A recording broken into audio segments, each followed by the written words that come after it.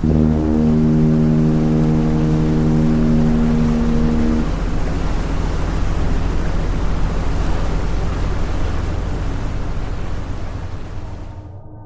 was a bright summer day in 1990 when the sun seemed to beam down on the small town of Haverford, Pennsylvania, illuminating the quiet streets and lulling its residents into a false sense of security.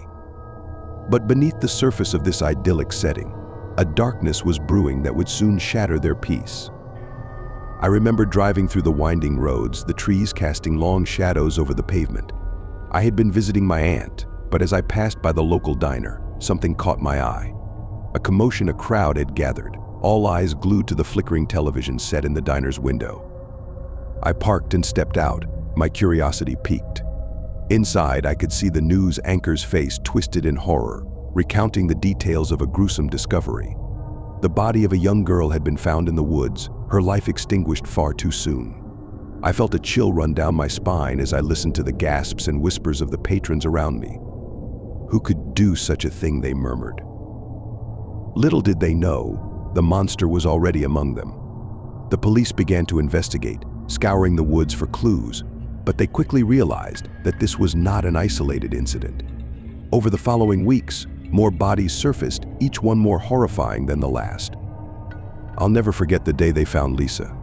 She was only 12, her small frame twisted in a way that made my stomach turn.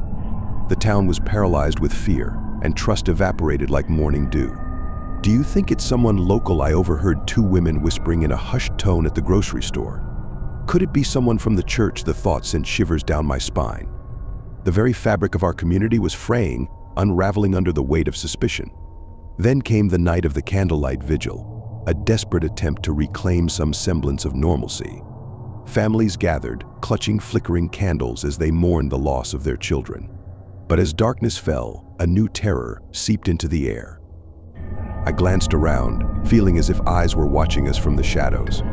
My heart raced as I imagined the killer lurking just beyond the glow of our tiny flames. "Stay close," my aunt whispered, her grip tightening on my hand. I nodded, but the feeling of dread was palpable.